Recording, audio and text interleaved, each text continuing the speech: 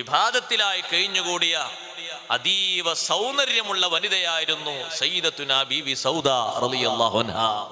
മുത്തു നബി സല്ലല്ലാഹു അലൈഹി വസല്ലം തങ്ങളുടെ രണ്ടാമത്തെ ഭാര്യ സൗദാ ബീവി റളിയല്ലാഹു അൻഹക്ക് എന്തേ പുറത്തു പോകാൻ ആരും വാഹനം കൊടുക്കാത്തോണ്ടാ? മക്കത്തുനിന്ന് മദീനത്തുനിന്ന് മക്കത്തേക്ക് റൂട്ട് അറിയാത്തത് കൊണ്ടാ?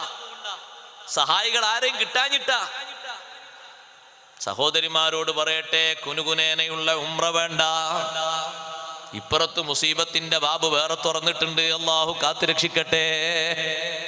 ഞാൻ അതിന്റെ വർത്തമാനങ്ങളിലേക്കൊന്നും കടക്കുന്നില്ല. സിയാറത്തും ഉംറയും ഒക്കെ നിർബന്ധമായ അവസ്ഥയിലുള്ളത് മാത്രം ചെയ്തിട്ട് പരിമിതപ്പെടുത്തുക, അത്ര മതി.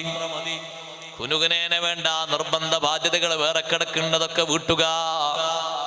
പുരുഷന്മാരെ പോലെ എല്ലാ ഘട്ടങ്ങളിലേക്കും ഇറങ്ങേണ്ട ആളാണ് ഞാനെന്ന് ധരിക്കരുത്. അങ്ങനെ ഒരു പെർമിറ്റ് മുത്ത് നബി സല്ലല്ലാഹു അലൈഹി വസല്ലം തങ്ങൾ സ്ത്രീകൾക്ക് നൽകിയിട്ടില്ല. ആണിനെ പോലെ സദാ സമയത്തും സർവരംഗങ്ങളിലും പെണ്ണിനും വരാൻ ഒരു അവകാശമുണ്ട്.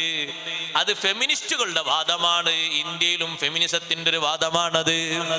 സഹോദരങ്ങളെ, പല അവസ്ഥകളിലും അത് ചുളിഞ്ഞു പോയിട്ടുണ്ട്.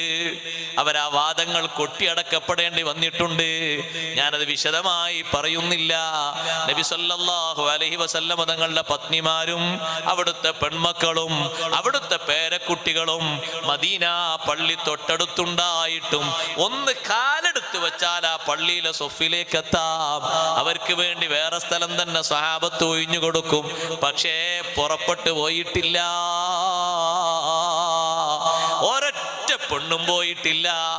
ആ പള്ളിയോട് ചാരിയിട്ടല്ലേ ആയിഷ ബീവിന്റെ വീട് ഇന്നും നിങ്ങൾ കണ്ടില്ലേ? മദീന പള്ളിയോട് ചാരിയിട്ടുള്ള വീടല്ലേ? എത്ര അടുത്താണ് ആ വീടുള്ളത്? ഒന്ന് കാലെടുത്ത് വെച്ചാൽ പള്ളിയിലെത്തിയില്ലേ?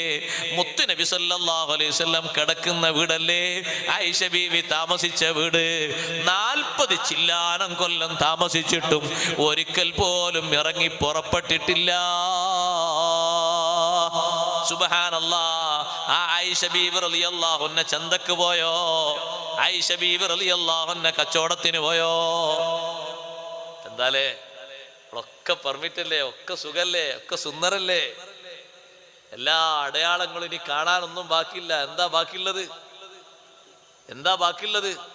പുരുഷന്മാരെ പോലെ സ്ത്രീകളും കച്ചവട രംഗത്ത് സജീവമായി കാണുന്ന ഒരു രംഗം ഖിയാമത്ത് നാളിന്റെ അടയാളമായി പഠിപ്പിച്ചു മുഹമ്മദുർ റസൂലുള്ളാഹി. അങ്ങനെ ഉണ്ടോ? ഇല്ലല്ലോ. ഇനി വരാനുള്ളതല്ലേ? ഇനി എന്താ വരാൻ ബാക്കി? തങ്ങൾ പഠിപ്പിച്ചില്ലേ? തശബ്ബുൽ മശീഖ്